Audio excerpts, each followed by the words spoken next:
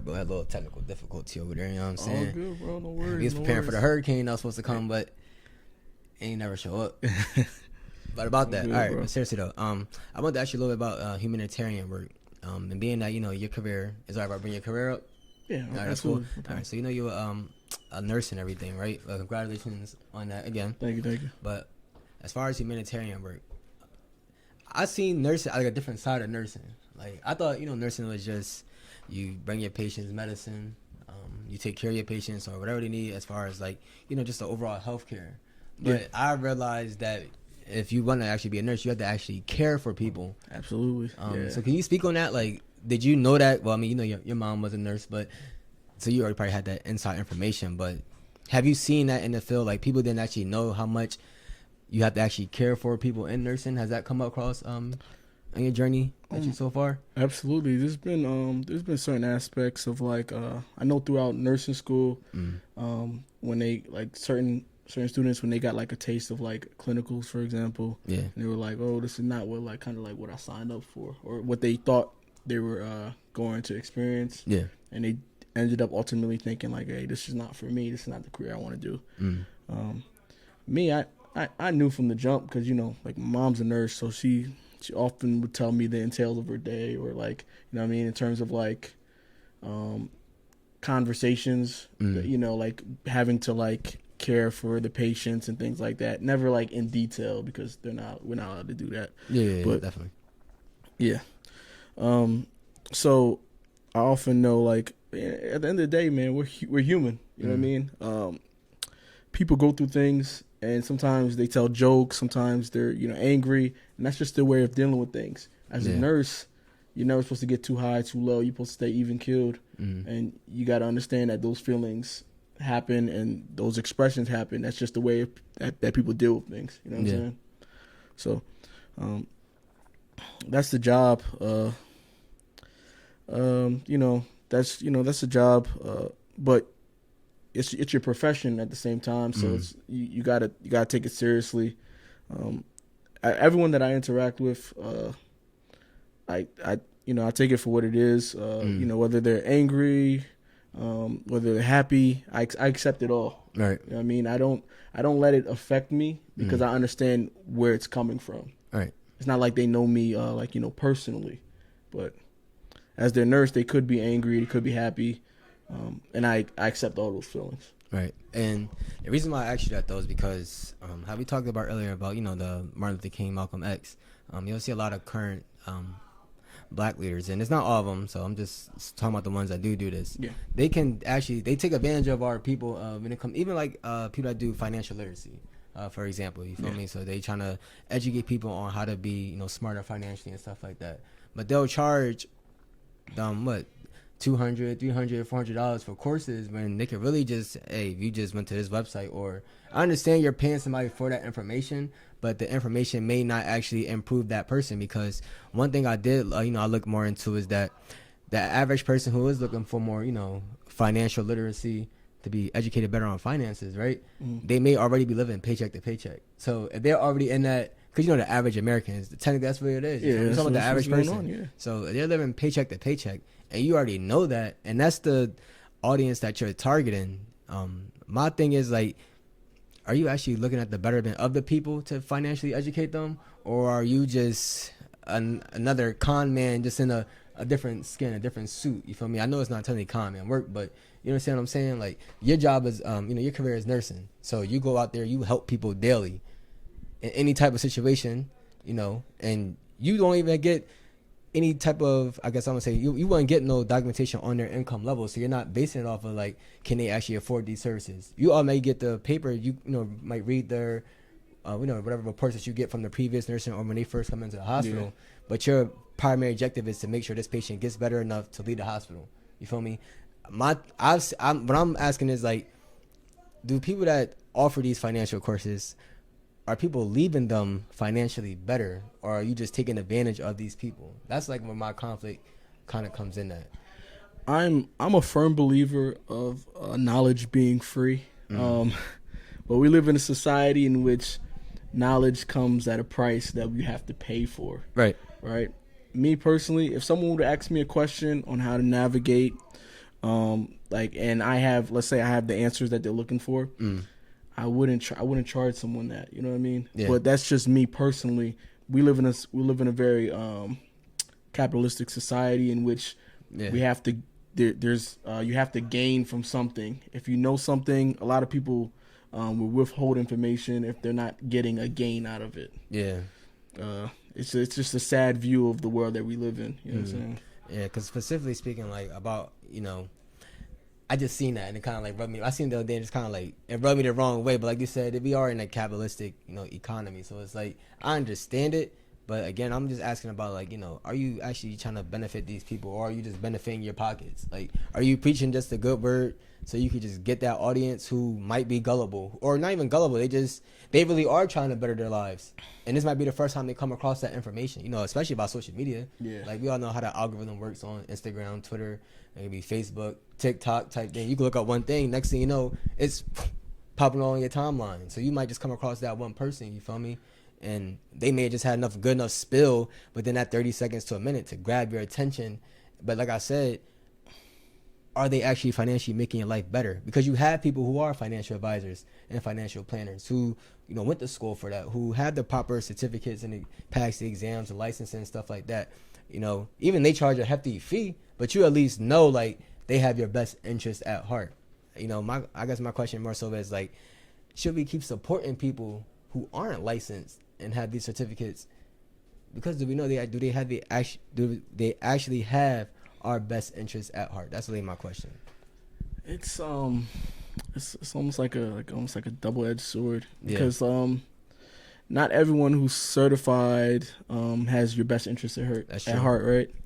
And there could be someone that has knowledge that may have your best interest at heart, but they may, maybe they also need to they're making ends meet. You feel me? Yeah. So they're thinking, oh, in exchange for this knowledge, I need, like, money for the service that I'm providing. Right.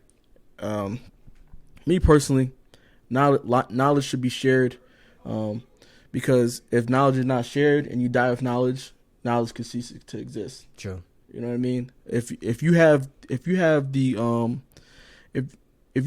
already experienced something, and someone who's going through similar hardships and you could help them avoid it, why wouldn't you? Right. But like I said, man, it just comes down to the world we live. It's hard to trust people even if they're certified. A lot of them they either can or cannot have they either can or they won't. You know what I'm saying? Or they will and they just won't. You feel me? Like, right. They have it and they just won't, or they're gonna charge you an arm and a leg for it. It's just it's almost like a pick your poison type of thing. You never really know what you get until you're like getting it. Until you actually deal with it, you actually get the results. If I was someone and like, let's say if you needed like a referral or something, and I went to this person and I was like, this was I would always give you the experience that I had with this person. Right. And then I'll leave it up to you whether you want to deal with this person or not. I'm not going to influence you and say, oh, no, they're not good, because maybe my experience was bad with them, but your experience may be a little bit better. But I would just give you the experience that I had.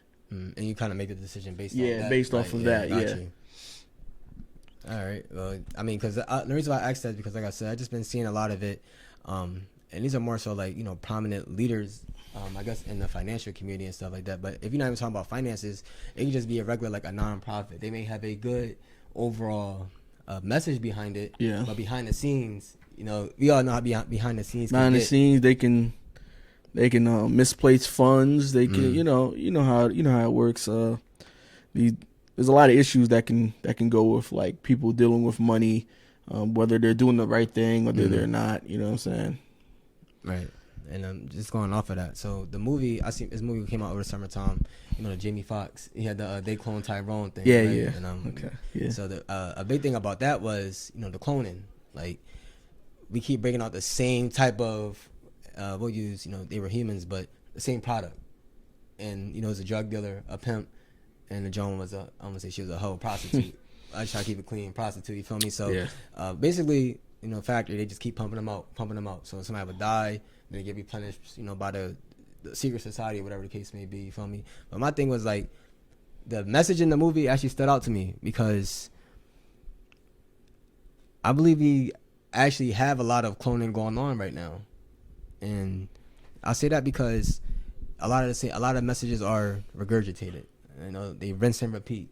Or you might change your word, you might change your word there, you might change your word here, type thing. But they taking the basis, of that message, and just trying to twist it into their own words. And the reason why I say it could be cloning is because, think about it, are you actually creating your own persona, or are you just taking somebody's persona and then trying to put your little twist? And if you've seen the movie, that's what the clones were doing. They were coming out. One might have a further conscience than the other one. Eventually, they'll remember their steps and they try to get further and further. That's the type thing. So it's kind of like, I know it's just a movie, but that goes on in today's actual time. You feel me? And it's I don't know. Behind every message, there's a bit of truth to it, right? Yeah. So like, for example, it's like when they were talking about like the chicken and stuff like that, they were like, not so like, oh, you're laughing all the time, but just like something like unhealthy. It's constantly there. It's easily accessible. Yeah, you can get to it. You ever have real farce chicken? Yeah, I have.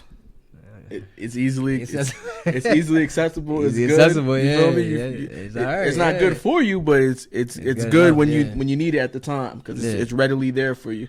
Just like a McDonald's is readily there for you. But you're not getting like a Whole Foods open 24/7. You know what I'm saying? Right.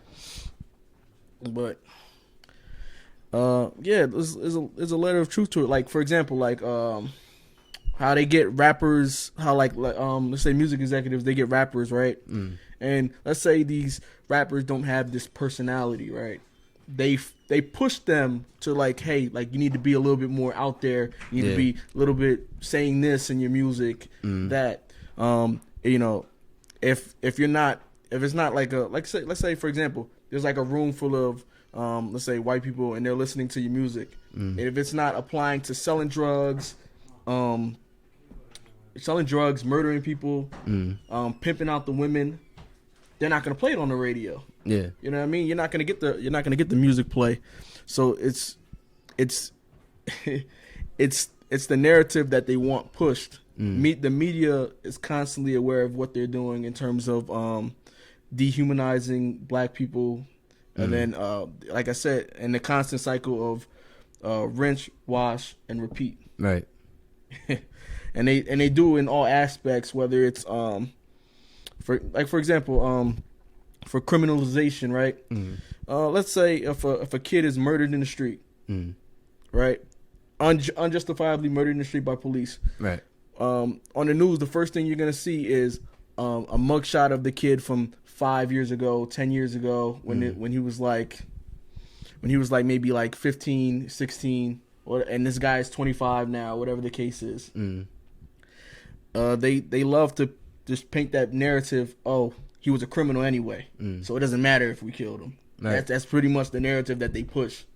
It's almost like a desensitization because you're constantly seeing it. It's rinse, wash, and repeat with everything that they do. So it's never anything new. You know what I mean? Right. It's just the same thing over and over. Right. And then exactly like you were saying, especially when it comes to the criminalization of people. And one thing we've seen is that they will paint a negative picture on it. Even if you do 10 years of good work, if you had that one like minor slip up, then they automatically gonna go back to that one minor slip up that you have. And we try to find a reason behind that. Like, what exactly should we be pushing? I know it's not that. We shouldn't be pushing on the negative stuff type thing. And but when we highlight the positive things, we highlight 95% of positivity. But for some reason, we still add in 5%. And the example I'll use is, somebody like a Tyler Perry. You know what I'm saying? And like he could have years and years and years of success in the entertainment business, and then eventually be in a position to, possibly buy a BET or another network that has, movies or streaming platform, whatever the case may be. But they'll still try to highlight something negative that he might have done, or something not that he's personally done, or it could have been his interaction with people, or whatever the case may be. They'll still try to find that small nugget of negativity, and it's like that's not benefiting nobody in that case. When I was previously on your podcast, I mentioned that black people almost have to be perfectionists because the moment you make a mistake, it's constantly going to be highlighted. Like you could be like, you'd be like, Christopher Gillis graduated from Delaware State University, but when he was 15 years old, he stole a car, like as an example. Right. Yeah. It's always something that's highlighted. It hangs over your head. Right. As a people, we have to make a more conscious effort to promote more positive things. Yeah. Right.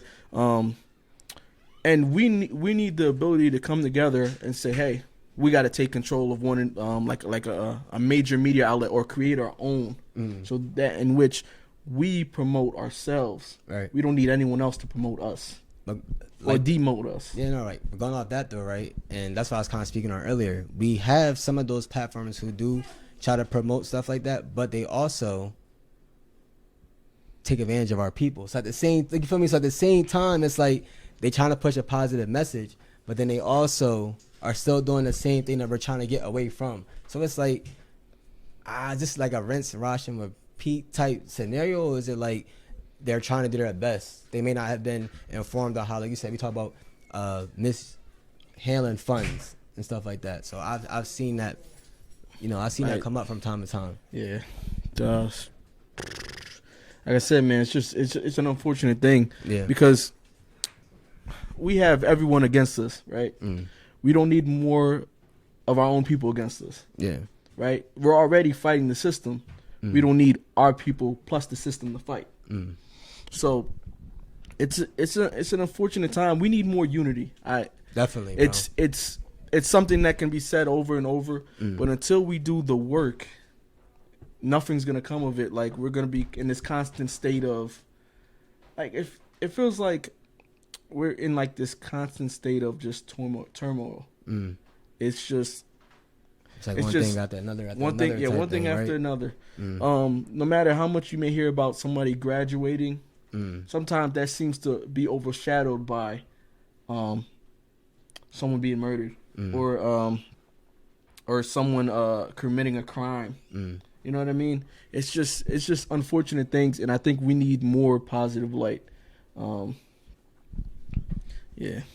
No, you're right. And holding on to those positive messages. I think sometimes we have to take a deep breath and move away from things that are traumatic to our experiences. You feel me? Our traumatic experiences. Move away from those things. Like, try to, I don't know, if does counseling actually help people? You feel me? I'm not sure, but probably talking something out is better than holding it in. That's how I'm looking at it now. As I've gotten older, it's like, as I've talked things out, I'm not sitting there and say like, oh, I feel better that next day or that next moment, but it's like you kind of feel like a little burden lift off of you in a way. You understand what I'm saying? They constantly show like our people being killed or our people being unjustifiably treated, almost as a way of like desensitizing us. Or a reminder.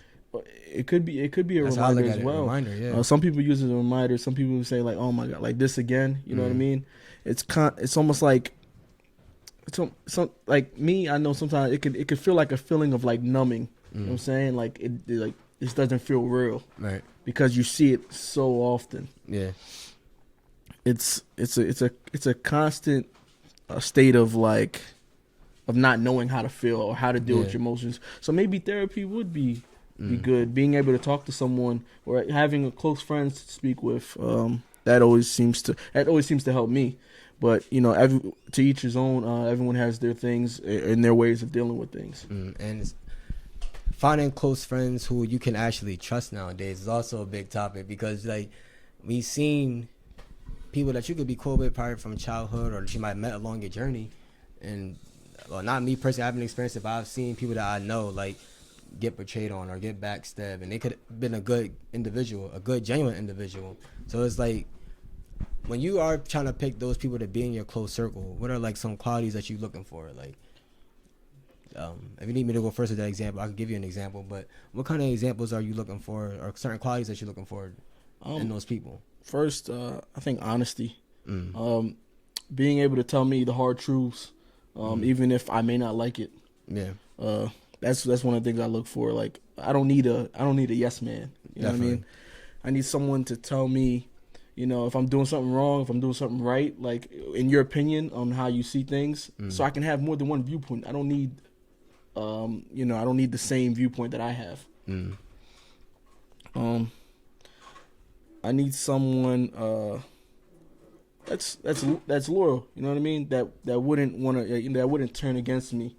That wouldn't just like at the first sight of a mistake, that wouldn't just hold it over my head at every second. You know what I mean? That accepts me for me. You know what I mean? I think these are qualities that I look for in a friend. Yeah. I feel like Bonds is self-motivated, and I also use self-motivated and accountability as my two like main qualities I look for. Self-motivation is because you need to be able to get yourself up each day to handle your responsibilities. Absolutely. And then also being accountable, to be accountable for the actions that you are putting out there. You feel me? So either you're going to reap reward or you're going to reap consequences. So those are like the two main qualities I look for in like my close friends, only because we know as men, like we go about our daily business, and it could be sometimes days, weeks, and not all the time, but a month or two where you may not talk to an individual. But I hope the next time we talk that you are doing something that you talked about before, like you actually are moving forward on your plan or making strides towards that plan, or you thinking of doing something differently and not trying to stay stagnant, complacent in there. Because one thing we all know about life is that it honestly keeps going, and like that's the good and bad part about it. Like sometimes you wish you could just slow down time to correct things here, correct things there, but it's not like a Doctor Strange movie. Like you can't manipulate different verses, time verses, stuff like that. You feel me? You really gotta be in the moment and be present. And I think as I've gotten older, that's been the biggest message to me. Like my friend group, okay, yeah, they self-motivated and they hold themselves accountable to what they're doing. They don't make any excuses. All right, that's cool. So bro asks if we about to go, we going out or something like that. Oh, I could do that with you because I know you're not a bullshitter. You feel me? I know you really about your business and you better hold yourself down. You feel me? Like you gonna be good. Yeah, no doubt, bro. I've also seen people like that could be on that same type time, but they're not doing nothing to actually progress, and so they actually regressing. So it's like I've learned to not associate myself with people who regress. And progression isn't always about financial gain. It could be about emotional gain or spiritual gain or health gain. Like, oh, bro, I started working out at these amount of times a day of the week now. Or I started eating like this. Oh, why'd you start eating like that? And they have an explanation for it. Like, I seen this is beneficial for me. And I seen that when I started eating this type of food, it's helped me with my diet in this aspect. So I'm like, oh, all right. Like, you're not only accountable, but now you're educating me on different things that I probably weren't even thinking about at the time. You feel me? Like you said, I don't want a yes man around me so we just agree on the same conversation. Challenge me a little bit to see, like, is what I'm thinking correct? Or how can I improve my thinking? Not even about me being correct. How can I improve my thinking? Yeah, you feel me? Definitely. That's definitely. It's important. It's very important to have. I think with those people around you, in my mind, I think you can never lose. I think people with that mentality, you know what I'm saying, they're able to endure whatever hardships they may come across, because everyone has their own hardships, right? Things that they're dealing with. But as long as I have like the right people beside me, I think I can overcome anything. Yeah. Or if I'm setting a goal, I think I can achieve anything. That's just the mentality that I have. And when I meet like-minded people, it allows me to go reach for more, because I'm like, oh, I see my friend going that hard. Maybe I should definitely go harder in something. It's motivation, like you said, motivation. Right. Someone to motivate me, someone to uplift me. Not that I can't do it myself, but to have a brother or sister there beside you, it lets you know that you're not alone and you can do it. You know what I mean? So I just think those are powerful qualities to have, and powerful people to have beside you. All right. No, I definitely agree with that one, bro. We're gonna switch it up a little bit. Yes, sir. So let me ask you this. This is scenario based, right? Yeah. So say you out. Yeah. You grabbing a drink. Yeah. John come up to you at the bar. You don't even know her. Okay. She asks, "Can you buy her drink?" What's your response? She look good though. She's not like you know what I'm saying, like a precious type. Like she a little thing. Buy her a drink. I don't even know her name. You want me to buy you? That's on me. A scenario. She want me to buy her a drink. Like what's your name type? All right, got you. I got your drink. Are you going to chill with John? Or are you going to just buy her a drink and she could go about her business? First off, I mean, Me personally, like, I don't think I'm just gonna random like someone come up to me say buy me a drink. Yeah. I'm not gonna buy you a drink. Yeah. I first I would want to get to know you. Like, how you doing? My name's Chris. Da da da. I think you're pretty or whatever. Spark a conversation. Yeah. Because I could just get you the drink. You could just leave. Yeah. Like, I'd rather just have a conversation with you, sip the drink, and we'd be cool. But like, I want to talk to you first. I'm not. I'm just. Me personally, I'm just not gonna do it. Yeah. But there's other guys that may, like, what I'm saying, get the drinks or whatever the case may be. Right. But me personally, that's just not how I'm moving. All right. You Buku, got saying what y'all man? I'm not gonna lie to you. It's probably foul. Buying the drink. No, I'm not. I promise you I'm not. It's probably foul. I'll go up there and get her water. Because that joke free. She said a drink. Get her water. Like, bro. She said she. Nah, she cool, bro. Like, no, I'm not doing none of that. Because, like, Oh my god. bro, like, Hey, she if did say you, like, she wanted a drink. like, I don't know you. Like, I don't know anything about you. You could be doing this every weekend. Like, you probably getting flown out and stuff. I find in Delaware, so like you may not know the person, but she could be like a mutual, A mutual friend? You might have seen her. A mutual friend? Why didn't you ask the people you came with? She's looking at you, bro. I don't care. You looking at me for something that I can provide instead of actually. Nah, exactly. that's, Yeah, what that's you cool. could do for her, Now, not if like come not up to- you. First of all, like if she come up to me and she just talking, we talking, cool. And if the vibe's cool that night, no, she not getting no drink bought. But like if I take her out on a date or something like that, then yeah, of course, no problem. I just met Shorty. She talking about some, ooh, like you look good. Buy me a drink. What? Such a terrible precedent. I think starts at a drink, then it's like, oh, like take me out somewhere, da da da. Yeah. Then you start simping. You start simping, bro. It's like, oh, she'll be like, oh, I'm going da da da. I really live in like whatever, like California. Fly me out here or somewhere, or whatever. Yeah, it sounds crazy. No, you start. It doesn't stop there. It doesn't stop at the drink. It sets a terrible precedent. Got you. I mean, for me, Go ahead. Yeah, you gonna simp, ain't you? You gonna simp? I might. If it's like happy hour or something, like, it's different. Yeah, discounted drink. That's a little different. You feel me? Like, Yeah. a little $5 joint. I don't think $5 is crazy. But if he was, I did go out one restaurant. It was like $20 drink. I wouldn't do something like that. Like, that's a little too crazy. But if it's like happy hour, I probably want to do a full drink. It'd probably be like a shot. Like, what shot's like $3? It depends on like what type of Shot. night they're having, like what something that they're having, a special. Yeah, hopefully I go out on a cheap night, so it's like I know my pocket's gonna be broke out there. But honestly, I used to be in the mindset of, I wouldn't even grab a drink with a joint if I didn't know her. But recently, it's more been so like, I guess it all depends on the vibe, night, the type of night that I want to have for myself. Am I going out to just I'm chilling with the bros, we just chilling at night, like it might be a game on, like chilling. But if I'm out with friends and they doing their thing, and it's like, all right, I'm at the bar, you know what I'm saying? I'm about to just grab one shot, nothing crazy. Like I'm not going stupid, nothing like that. And then John walk up, she trying to spit game because actually, doesn't really happen like that. Yeah, but say I don't. That first step. So I might be like, oh, she's trying to, not even that I mean, but it's like she's trying to get to know me a little bit. So I might just buy one. I say one at the most. But I don't know. If the first thing to come out your mouth is buy me a drink, all right, she at least introduced her name. Like, hey, my name is Takia. but still, like Really? you should leave that up to me to bring up, right? Like, yeah, you want a drink? Like after like you know what I'm saying, we busted a conversation. But like you said, bro, I ain't never have like no woman come up to me like trying to spark a conversation. It's usually like me going up to a woman and sparking conversation. All right, what's your best pickup line for a joint?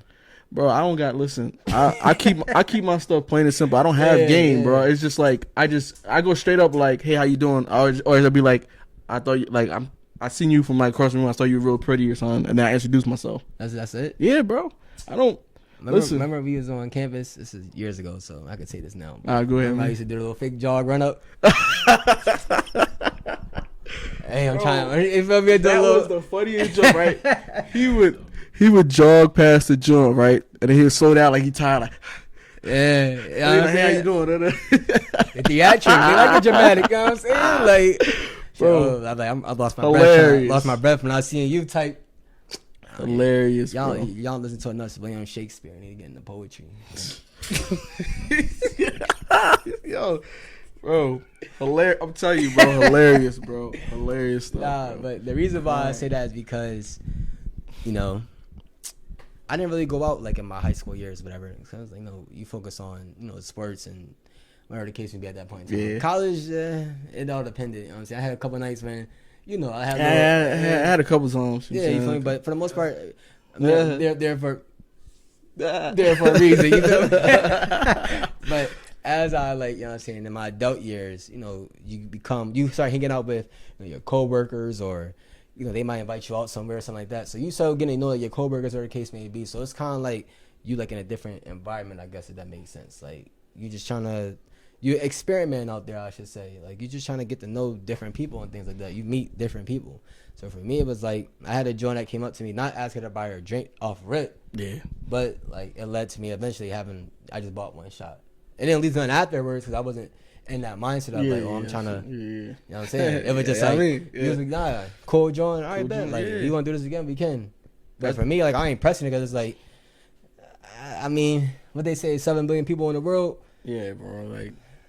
Listen. I shoot like Curry though. You know what I mean? But Curry got some off nights. I'm Curry saying got some nice. He got some nice. Yeah, if you the bucket like this, you feel me? So that's how I look at it. Yeah, man. You win some, you lose some. It's part of the game. What's your ratio? You 50% from the field? 40. I think it's like 100. I ain't 100. He like 70. 70. 70 you got is the crazy. locks in right now, bro. You might 70, be 70 is crazy, yeah, Dread bro. Powers. I'll be chilling, man. I'll be chilling. Yeah. That's all good, bro. You tell one joint, you just tell her, I'm going to do this. And take her joint out to eat, right? And she asks, you tell her, give me whatever you want in the menu. As the conversation going, Costa it in are you behind on any bills? She said, yeah. You did it. What? You did it. You did the conversation. You did it. Because listen, why you out eating if you behind on, you know what I'm saying? You should be at work. ain't nothing crazy about it. Just saying, I just how I look at it. That makes sense, though. You feel me? You being irresponsible. That's what I mean. You being irresponsible right now. Bro. Coming out to eat. I ain't gonna lie, enjoy bro. yourself. The biggest red flag is if you on a date or it's your second date or something and she mentions a trip, run. You had that happen? Yes, run. A trip I'm to talking Jersey about, or crazy type bro. She was talking about going on a cruise. Yeah, a cruise or going on stuff, and you know what I'm saying. They expect you to pay for that. I'm like, I just met you. What are you talking? What are you talking about? You know what I'm saying? Bro. Yeah, I'm glad you didn't do that. I just think it's insane. And it's setting a terrible this generation is just setting a terrible precedent, bro. Trips, fly me out, bro. Listen, I have money, right? But I'm not about to spend my money like a sucker, bro. If you're not my girlfriend and we're not together, seriously, why would I ever do any of these things? I'm not bro. I'm not. I've told someone that I'm hey, I'm not that guy. I'm not. Listen, that guy. You're not that guy. Facts. I'm really not that guy. Yeah. So I told her that. She ain't text me back, bro. So I was just hey, listen, I'm honest. Yeah. You know what I'm saying? Nah, I feel you. Hold this real quick, bro. What's your answer on that, Buku? I don't know, bro. The way shorties be moving today in today's time, crazy. It just is why we doing all the gymnastics and stuff, and we going up and down about this, that, and the third. When it's the simple fact that if I'm trying to get to know you, why I gotta spend money to get to know you? Yeah. See, bro. I just think it's crazy. Why does everything require me spending money? Why can't we just go on a walk around the park or something? Just talk, get to know each other. But it just requires me to spend money on a date. You know what I'm saying? Or you want to go on an expensive date. I don't want to do all that. I'm a simple dude. I like to, you know what I'm saying, go to the bar, get a burger or something, or get a drink or something like that. You know what I'm saying? Simple. I'm very simple. That's why I look at it as now, because I've been, out the game for a minute personally, because I was just I'm not even going to waste my time. Yeah, bro. Because it's all right, like say you do see a girl, you think she relatively got her head on straight, and then she start talking, and it's like, bro, there's no way you just said that right now. Like, we talking about your goals and aspirations, and it has everything to do with like me paying for this, me doing this for you, me doing. But then you go back and say, I don't need no man. Right? So like, right, crazy. Conflicting messages. yeah, like so it's one What they say? thing. Delusional. It's one thing. It's one thing. Delusional. It's one thing if she say she don't need no man, she actually stand on it and like actually about her business. I can respect that. Like, go ahead, like you do you. But you over here saying like, I don't need no man, I don't need this, I don't need that. But then everything you getting is from a man. It's just like, how can I respect you for saying that? Yeah. So, I mean, I don't even know, bro. I just be staying in the crib, focus on myself. Because it's like, I'd rather get ahead in life there eventually where I do find the right person. I would be able to do those things for her because Absolutely. she would deserve it. Absolutely. Opposed to like, I'm just doing that with random Jones every few months. Exactly, yeah. Listen, somebody at work told me, listen, people always change, whether that's men, women, whatever. They will always change, but the value of a dollar bill will never change. So ever since then, I've been. It's going down right Yo, now. you know what I mean. Going Listen, down. all right. It's So, going down all in the right. future. If true, but like I'm still Take a saying, while for it to happen, though. I understand that, but I'm just saying, at the end of the day, if you're wealthy and you have enough money, that will be with you, and you will be able to live life sustainably, opposed to you trying to impress people. That was his message. Got you. So That's a good message. I wish I was talking to that person, because the question I would have for him is, what exactly is considered wealthy, and are you passing it down? Like, all right, for instance, right, I seen something where, would you want to find your partner once you're financially good, or do you want to have somebody that builds with you, so when you become financially good, you know for sure, like, I'm dating this person because of me and not because of the riches that I have? So with men, we got to move a bit differently, right? Because I remember I heard this saying, right? Yeah. I'm listening, bro. Women, children, and dogs are loved unconditionally, and men are only loved under the condition that they provide. So you have to be financially stable, because no woman's going to want to be with a man in which they have to support. Sure, they're going to be in there for maybe short term, right? But eventually, long term, they're going to get frustrated. Normally only if like they're stuck with them, like they have a baby by them, that they're really gonna, stick around with this person for like a long period of time. But like if they have no kids, and you know what I'm saying, the only thing you're providing is for as a man is what? Sex. Eventually they're gonna get rid of you. Yeah, you're not gonna last long. So yeah, men have to provide. I don't think we should ever lose that sense of, I'm a man, I'm a work, I'm a provide for my family. I don't think we should ever lose that sense, even though they're trying to push that really hard as like women don't need no man or something. Everybody needs somebody, right? As a man, I need a woman that's nurturing, that's loving. Like if I'm coming home after a hard day, I don't need someone to argue with me, right? I need someone to get my mind off of the hell I just caught at work or something like that. You know what I'm saying? And a lot of times when men are coming home, they're coming home to more conflict as opposed to, you know what I'm saying? I seen something that it say men want to come home to silence. You fall in that category, Bro, I'm gonna be honest with you. After talking all day, like my social battery may be out. Sometimes I don't want to talk. I just don't want to talk. But yeah, if you join ain't seeing you all day, she happy to see you. I'm gonna say, here like stuff here and there, but I don't want to sit and talk about like life every aspect of my day, because I'm tired. Like anybody, like I need to recharge my batteries. Then when I wake up or whatever the case is, we can talk about whatever you want. Yeah, I think that's a two-sided token though, because what if you have a John who's at first she always asking like, yo, how's your day, or whatever the case may be, and then it stops. The questions start coming up, like she'll never ask that no more. You might feel like, dang, something changed. Like, am I not doing something right, or what can I change to get that same level of interest? Because that does happen from time to time. I just think, understand what I mean. I think it takes being forward in conversations, right? So, I may explain to her like, hey, you know, I don't feel like talking today, or if I don't feel like talking about work because I had a pretty terrible go of it, or whatever the case is. She understands that. She understands that. You know, if she doesn't, you know, it also it is what it is. But at the same time, I think like I'm trying to, you know what I'm saying? Work is work. I tend to try to leave like, you know, everything that happened at work. And when I come home, that's my personal time with my family, with my kids, you know what I mean? To rest, to reset. And then like I said, we can definitely have a conversation after, like I'm saying, I go to sleep or something, or I You go to eat. sleep.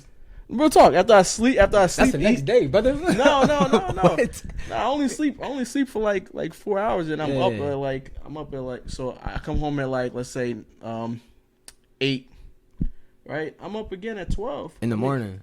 No, in the At night? afternoon. You come out 8 afternoon?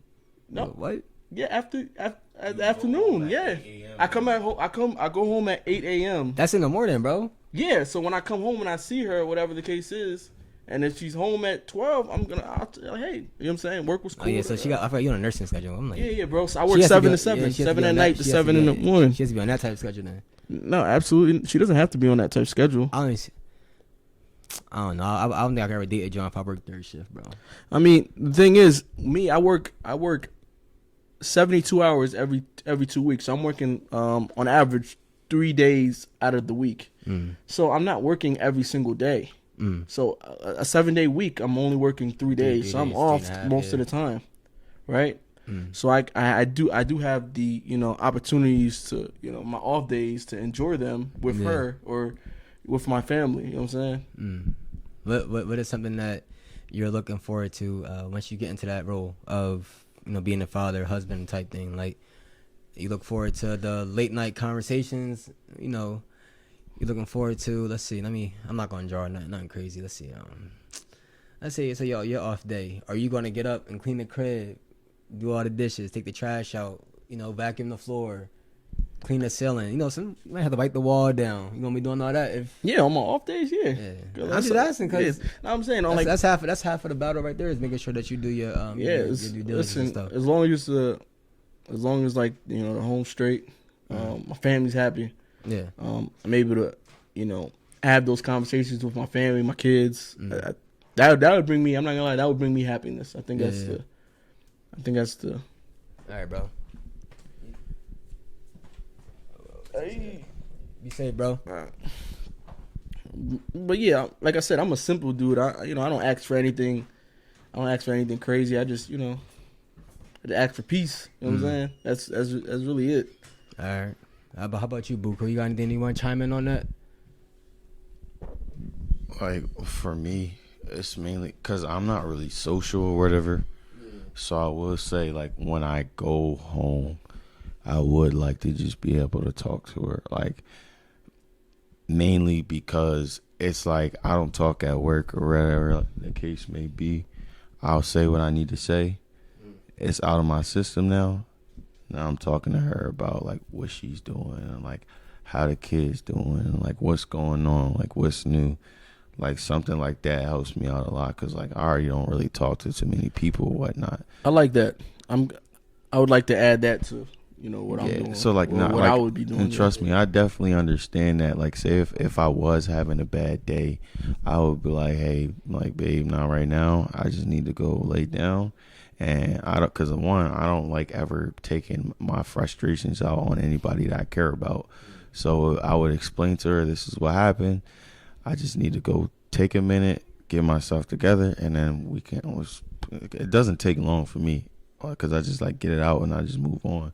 I'll go back to her, talk to her, and then we can talk about everything. Like, we can talk about the good, the bad, and the silly stuff she did today or whatever, like, what bothered her today, whatever, like, because at the end of the day, I want to be that protector, provider for her and my family. So I want to have her feel like she can be very vulnerable and stable around me. Like, I don't want her to feel like she got to walk on eggshells every time I come home, type of thing. I also just wanted to clarify that that's not what I meant when I meant like coming home every day. Like No, not I every year. understood that. I understood but you. in case they didn't Yeah. understand, it's not every day. It's just certain days. Yeah, Yeah. certain days like you don't want to talk. You don't want to talk about the day you just had, or like because it could be like a real bad day. You know what I'm saying? You just really don't feel like you want to explain that right now. It could maybe like a couple hours later after you reflected in your mind or about things, and then you're like, okay, you're able to talk about it. Maybe the next day or the weekend or whatever the case is when you're off. You got clearer thoughts after you take some time to like really analyze everything instead of acting out of emotions. Exactly. Yeah. So like some people might think I'm cold, like certain people who don't know me as well, but it's not the case at all. It's just a simple fact that like I really just need to analyze what's going on before I say anything that I do need to say. And then, like I said, you keep it pushing, you keep it going from there. Don't get stuck in that place. And then, like you said too, bro, I just need somebody who will be like a safe haven of peace for me. Because, like, if I can come home and be peaceful, bro, I do anything you want me to do. I got you. Not on no simp type time, just because, like, at the same time, she still got to hold it down. If she holding it down and she show me she holding it down and she being that person I need, all right, I'm going to make sure you have everything you need no matter what. Opposed to if I come home, it's like, you didn't do this, you didn't do that. Because, like, all right, we not perfect. But the women like that, I'm not even say women, but the people like that in general where they complain about every little situation, I feel like that's the culture we're in right now, and it's just not looking really good. The divorce rates are high. It's just like, I don't want to be that. I want to be able to raise my family with my wife, and then, you feel me, have nice little kids, whatever, 2 kids and a little crackhead dog or something. You feel me? The crackhead dog. No, I feel you on that, bro. So, we actually about to close out on this episode, bro. So the last thing I do want to touch on a little bit about is I wanted to get your thoughts on who you think is going to win the Super Bowl this upcoming year. That's one. And your early NBA Finals champion, if you could think of a team that you think that might surprise somebody, or who you think will win the NBA championship next year too. Okay, NFL. I think it's still a little bit too early to tell. I mean, Dallas is, dominating their 2 games that they just played, right. But everyone knows how Dallas do. Regular season, they're looking good. And then playoffs, it's always a mistake that costs them or whatever the case may be. Definitely, yeah. Always disappointed when it comes to them. For sure. I think Dallas they're capable of winning a championship. I think they have everything they need to win a championship. It's just about now just finally putting the pieces together to win the championship. So I think we're just gonna have to wait and see. That's not an answer, bro. Who you think gonna win the chip? I would go with Dallas. I would go with Dallas, but Dallas has broke so many hearts over the years. The last 29 years. But 29 years. I'd go with Dallas. All right, got you. And then for NBA, man, I still like the Lakers. I think Lakers have one or 2 more years. I think this is their last push. It's either this year or next year is their last push. Okay. But I think the Lakers are gonna win the NBA championship. Got you. All right, so I know for is that what? But for mine, I'd say for NFL, I either got for the AFC, I want the Ravens because obviously I want Lamar Jackson to eventually, for him to get a ring. Yeah. So he needs to get, if he gets one, I hope so. Yeah, his career is solidified once he gets that done. So AFC, I want him to at least win a ring. For the NFC, I'm not an Eagles fan, but I can see the Eagles getting back just because they have certain improvements, and even though they started the season off kind of, they're 2-0 right now, but the people are saying like, oh, they're not the same team. Like, listen, their goal is a Super Bowl. So, this is kind of like in basketball where the team might make it, then they try and go back the next year. They may not want to dominate the regular season the whole time because they understand where the important games are. That's the playoffs. That's all that matters. Like, it doesn't matter if we're 14-3 or 15-2.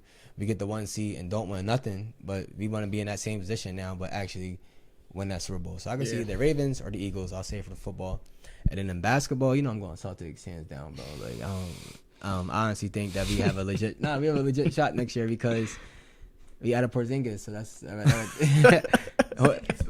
I'm saying. Bingus, zingus, dingus, ringus. You feel me? So yeah, he was drawn with that. But no, that's my go-to right now for basketball. If I had to choose a team from the Western Conference, I would say the Lakers because of the offseason additions they had. They built a full roster now, so they have depth at almost every position. So I could definitely see them competing with Denver and Phoenix. Phoenix would be a good, dark horse just because they have 3 players, and they got Ayton as well. But he's been. We don't know. He hasn't lived up to his potential. He be where on some other stuff. he got 3 All-Stars on his team now, so he should definitely at least average 15 or 18. I hope so. Yeah, given night, if Ayton can turn the corner, then I can see Phoenix making a push next year. Yeah. Healthy Clippers squad, but I'll go Lakers. I'm not gonna name every team. I'll go Lakers right now. Clippers and Suns are my dark horse as far as in basketball. Okay. Yeah. I just want to mention 49ers. I also was looking at the 49ers. Yeah, I got with a healthy Purdy. For sure. healthy Purdy because last season, right now. like last year in the playoffs, I thought they were quite capable if they just had a healthy quarterback. I thought they could have won that game against the Eagles. Was it Eagles? Yeah. Yeah. That's when he got hurt. Yeah. Yeah, he tore his Tommy John surgery. Gosh. So, all right, bro. But the reason why I asked you that is because I respect your sport opinions besides the mellow stuff. You know what I'm saying. Yeah. Shout out Melo. Yeah, shout out Melo, definitely Hall of Famer. You think he could still play in today's league? Absolutely. A prime Melo would remind me much of like Jason Tatum. The reason why I kind of agree with him is simply because. Real talk, bro. But here, just Absolutely. hear me. No. Hear my Young Melo? hear, 39-year-old. no. Hear my reasoning. I still think he could play in this league. No, Yes. just hear my reasoning. My reasoning is because the defense isn't like that throughout the whole league. Spacing. There's a few people who actually really play defense, so I could see that. But like for him to be dominant, no. But No. he could play, Yeah. you feel me? But if it was young Melo, he would be dominant. Young without Melo's. question. I've seen Young Melo play in person. bro. That's not even a question. For me, football wise, I gotta watch a little bit more because I've been watching more college than anything. Yo, Yeah, college is going crazy. Yo, that Colorado game yesterday. Yeah. Yo, So- I was up until 2 a.m. I'm gonna get to that. For me, I like Chris said, I can see the 49ers getting there or the Eagles getting there. And the thing with the Eagles is they have a lot of young talent everywhere except for the offensive line. So if they want to continue for next year as well, they'll have to get some offensive line additions. But I can see, definitely at the NFC. I really haven't been paying attention to the AFC because, like I said, I've been watching college. For basketball, still selfishly, like I'm a Heat fan, so like I could see them getting back there because like every year they might not have the biggest names or biggest stars, but like it's something about like Florida teams that do that money ball thing where They it's come like, to play, bro. it's come to weird. play. It's like you'll see it with Tampa, you see it with the Tampa Bay Rays, you see it with the Buccaneers, you see it with like a lot of Florida teams. It's like a lot of money ball play where it's like these players are dogs, but they're not big names, and it's like I like to see that. So I never count the Heat out for anything. But out the West, I could see the Lakers making a push, like just to make a Cinderella story for LeBron before he probably leaves one more year to play with Bronny or whatever. But college, though, shout out to Dion for getting them boys right. Facts. Because everybody said that they're going to lose this game, they're going to lose that game. But like what they don't realize, when you have your back up against the wall as a team before a game even starts, and all y'all have is y'all brothers, y'all gonna go out there and try to put on and show them like y'all. That's the worst thing to do is doubt somebody who already feel like they have everything to prove. So then once they do that, like to be honest, I solely believe that Colorado is definitely gonna go to a bowl game. You only need 6 wins, but I feel like they're gonna go above and beyond expectations because they were projected to go like 5-7. Only game I think that they will struggle with, and it's not because of like there's no hating, is the USC game because Caleb Wood. Oh, Oregon too. Yeah, Oregon. Yeah, so yeah, Oregon and USC just simply because they're those are great teams right now. So like I could see like it be a good game, tough game or whatever. But like all them other games right now, the Pac-12, and you telling me after they beat TCU, who just literally went to the national championship, even though they got ran down on by Georgia, but still, like you telling me, first game they come out like, yeah, we won at their crib. Next week they come out, yeah, we playing Nebraska, dub. Oh, we playing Colorado State, dub. So like, I do like the tides of college football right now because there's a lot of unexpected stuff that's happening right now. Yeah, listen, transfer portal is a big thing. It plays a huge. It is, and it isn't because How isn't it? I'll tell you solely because of me. I was in a transfer portal. Like a lot of that is based off who you know. So like, say you whatever, and a coach leave. Say you could be at a FCS school like Delaware. A coach leave and go to Texas. That kid at Texas now. So now he getting the right training. He getting whatever. Opposed to like, say you go to like I went to Virginia and I ended up at Delaware. I didn't know as many people, even though I was a 3-star. It wasn't like I was a 4-star, 5-star, like national recruit.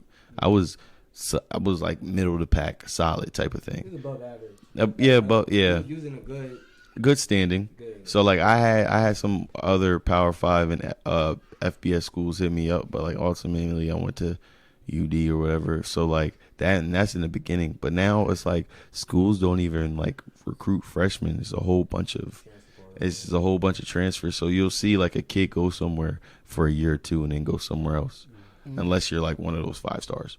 Like then you basically go wherever. 5-stars be having what's the name? Even the 5-stars be having a transfer out sometimes too, because specifically speaking about TCU, their running back Chase Sanders, he actually went to Alabama first. He had a little injury history there and wound up going transferring to TCU because he was from Texas. Was from Texas, so it's like him going back home in the way, you feel me? So the reason, but you see, like it was easier for him. Like you think about it, you go from Bama.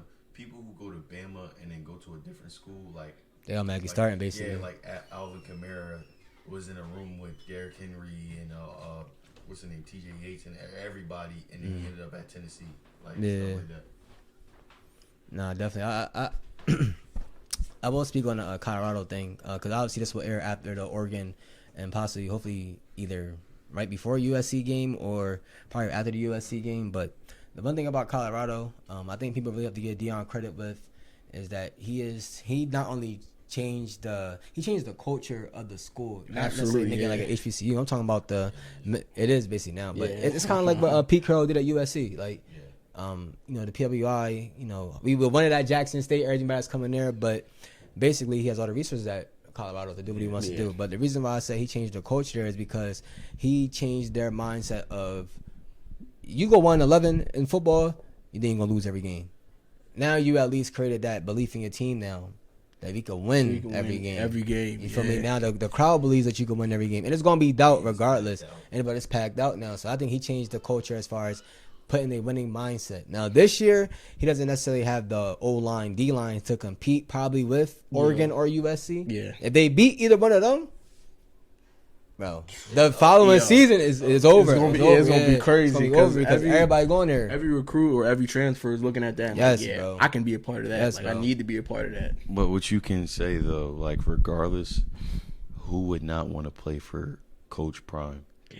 And like when you look at it, it's like, of course he's going to get all the attention because like one, bro, the greatest cornerback to ever play the game, and now he's coaching. But he's making it like, oh, this ain't me. Them boys, they believe. Like, they hardworking. They come in just like I come in. I'm just here to push them. He's a true leader, true coach, how coaches should be. So when you look at it that way, it's like I have nothing but respect for him and what he's doing there. And also, like, shout out to his son, Shador. Like, I'm not going to hold you because, like, you see most kids is like, oh, I play for my dad. That man is a dog. Yeah. He's like that. Even in Shiloh gets slept on because Shador in the spotlight since he's QB1 or whatever. But Shiloh be hooping and doing his own thing too because people forget Shiloh was an All-American coming out of high school. Went to South Carolina. And he went to South Carolina and then transferred to Jackson State and then now he's at Buffalo. People forget about that. So I just like what he got going on. He got, especially first game, you got four people with over 100 yards receiving. That's crazy. All transfers. I understand all transfers, but you look at it like he got a plan. So I just can't wait to see what he does. I'm gonna be. I hope he stays there. I hope it's not like, oh, my son done and I'm going. I hope he stays there and actually. I feel like if he does what he needs to do, he's like at most 5-6 years out from competing for a natty. That could be crazy saying, but like I'm saying, if he keeps, think about it, if he keep going to like the big the bowl games after Christmas, the January pick sixes, and he goes to them bowls. If he goes to them bowls consistently for the next few years, eventually it's going to turn into him competing for a natty. That's what I see. I could be wrong, but like I've been around that. I've seen it happen. I've seen UVA when I was there go from 2-10 to 6-6 to 8-4 and then 9-3. I've seen it happen. It can happen once you have the right culture there. I just wanted to touch on the Colorado versus Colorado State game. I thought it was an amazing game. Both teams came out hard. I think Colorado State were doing a little dirty antics, but a little nigga, they had like 10 personal fouls. But I also thought that was probably. I heard that was also. I didn't get a chance to really watch Colorado State like that, but I heard that was like their best game that they played so far. Oh yeah, for sure. I mean, that was only Colorado State's second game of the year. Second game of the year. Even going off of their last year's year, season, like this was still one of their best games overall, and they did have like dirty antics, but they college kids, bro. And when you're a college kid, you got Shador, Travis Hunter, any other Colorado players, that freshman running Dylan Edwards. Like when they talk in a certain way and they flexing, you know what I'm saying, all in the field, ain't nothing wrong with it. That's football, you feel me? Yeah. But you gotta like Travis Hunter.